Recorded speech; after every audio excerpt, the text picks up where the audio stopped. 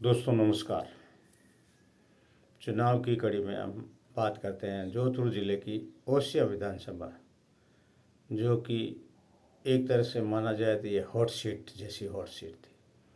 यहाँ से दिव्या मदेरणा कांग्रेस से अपना चुनाव लड़ रही।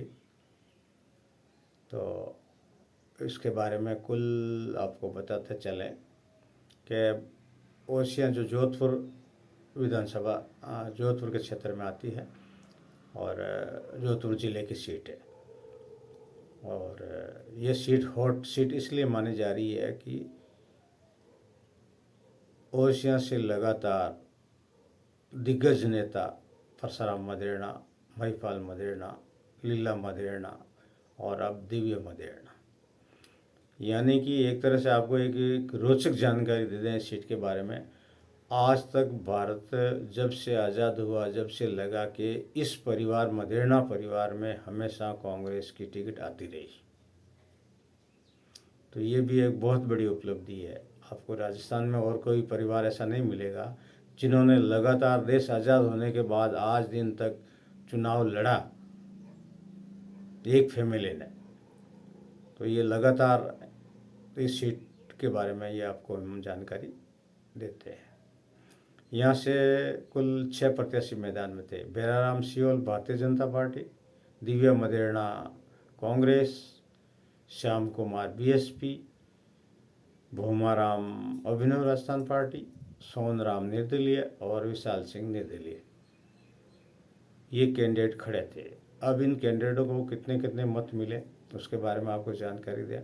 बेराराम सियोल भारतीय जनता पार्टी 1,03,846 मत, दिव्या मदेरणा कांग्रेस 1,09,39, श्याम कुमार बीएसपी 1,259, भोमाराम अभिनव राजस्थान पार्टी, ये भी एक नई पार्टी, पिछले बनी तो 2018 में थी लेकिन अभी तक कुछ करिश्मा कर नहीं पाई। भोमाराम अभिनव राजस्थान पार्टी को 308 वोट मिले।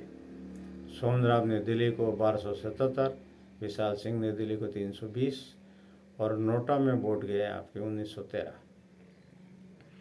यह सीट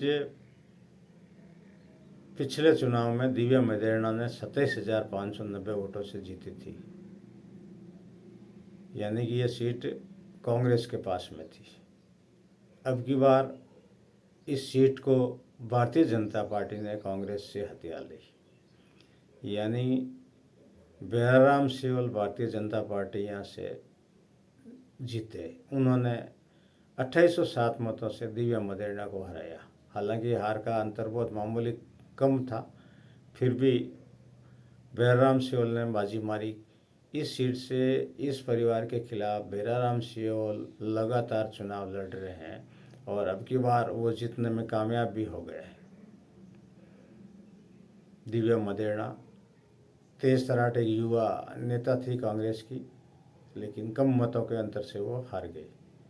यहाँ कुल 2,65,153 मत है और यहाँ 78% लगभग वोटिंग का परसेंट है। एक बात ज़रूर है कि स्थार अंचल के अंदर मतदाता ने बड़े जोश से मतदान किया और मत का प्रतिशत अगर देखा जाए दूसरे इलाकों से तो कहीं अच्छा था, बहुत अच्छा था, 78%। यानी कि ओवरऑल राजस्थान का मतदान कम रहा, लेकिन पर्टिकुलर कई सीटों पर इनका मतदान ज़्यादा रहा। तो यहाँ बेराराम सियोल ने 2807 मतों से जीत दर्ज की। इसके बारे में आपको हमने ये जानकारी दी है कि बड़ी ये हॉट सीट थी और भारत की आज़ादी जब से चुनाव शुरू हुए विधानसभाओं के, उस दिन से लगातार मदेरणा परिवार में हमेशा कांग्रेस की टिकट आती रही। तो ये भी अपने आप में बहुत बड़ा है, लेकिन बेराराम सियोल ने अब की बार ये करिश्मा किया और ये सीट दिव्या मदेरणा से छीनी है। हालांकि जब चुनाव चल रहे थे तो लोगों का मानना था कि दिव्या मदेरणा आराम से यहाँ जीत जाएगी।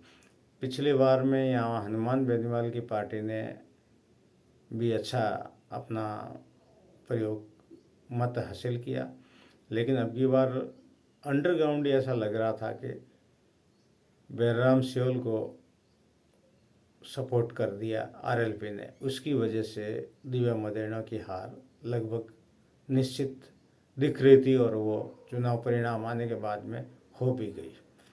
तो इस चुनाव की कड़ी में हमने आपको जोधपुर ज़िले की 10 सीटों के बारे में जानकारी दी है और आप मेरे यूट्यूब चैनल को सब्सक्राइब करें, बेल आइकॉन दबाएं, शेयर करें। आपको ये जानकारी कैसी लगी तो आप ज़रूर कमेंट बॉक्स में जाके कमेंट करें। धन्यवाद। जय हिंद, जय भारत।